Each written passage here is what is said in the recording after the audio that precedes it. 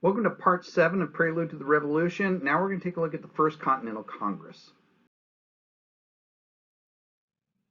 So as a result of the coercive acts, you're going to see the colonies gather together again for some kind of collective action, right? This one's going to be called the First Continental Congress, and it's going to be a little bit more wider scoping than the Stamp Act Congress.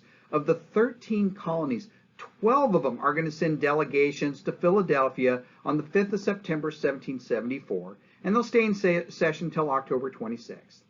Only Georgia did not send a delegation to this one. So now you got 12 of the 13 colonies getting together deciding what do they do about this intolerable situation, right? Well, what they do is, first of all, they adopt a resolution that opposed the coercive acts, right? A message to be sent to Parliament saying these coercive acts are unfair and they need to be repealed. They then issued a declaration of 10 colonial rights to be given directly to King George III. This included the right to life, liberty, and property, a right to peaceably assemble, a right to petition the king. I mean, some of this stuff probably sounds familiar, right? Needless to say, King George III is not going to be very happy about a list of what he'll call demands being sent to him by his colonial subjects, right? It created an organization to boycott British goods because, well, why not? That's worked up to this point, right? Every time they've done a boycott, you've seen the merchants back in England begin to put pressure on the Parliament to change the laws, right? Because they're losing business. And then finally, they agreed to meet again if these grievances were not corrected by the Parliament and the King. It's like, here we go. We got this list of solutions. We're going to present that to Parliament and the King. And if they don't return us to this benign neglect that we so desire, then we'll get together and decide what we do from there. What they did not do in the First Continental Congress is they did not call for a Declaration of Independence. We're not quite there yet.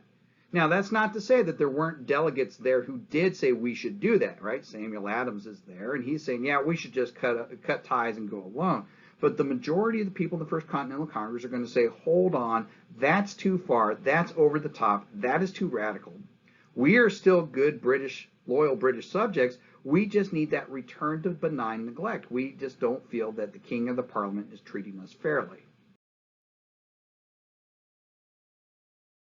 So the First Continental Congress is very significant because for the first time we see 12 of the 13 colonies acting as one, right? Almost all of them. The First Continental Congress is going to have them act as a single entity, which means that they are going to be acting with a sense of American nationalism. By 1774, that strong spirit of localism is being supplanted by this growing sense of American identity. That last step is starting to take hold. And as part of that nationalist sentiment taking hold, we also see that relationship with the king and the parliament is completely falling apart. By 1774, we're 2 years away from revolution, and it shows. 1763, the relationship was up there. We love the king, we love the parliament. Now, 1774, we really have a lot of issues with them, right? And depending on the perspective you look at, the actions by both the Parliament and the colonists seem reasonable and rational from their point of view, right? When you take a look at the acts of Britain, the acts of the British Parliament was not a plot against American liberties, right? It was a plot to try and organize the land and pay off that debt. But from the perspective of the colonists, they came to believe that the measures being taken by the Parliament represented a conspiracy designed to destroy liberty in the colonies. Something being conducted by corrupt leaders of Parliament that was geared specifically at robbing the colonists from their rights, right? Now, again, from both perspectives, these seem valid. And when it comes to perception versus reality, I'm going to tell you right now, perception always wins. Perception will always beat reality. And the reason why is simply this. We base our view of reality on our perception of it, right? We can never know all the facts. That's impossible. And we're going to interpret it with our own biases already in place. And so we build our vision of reality based on our perception.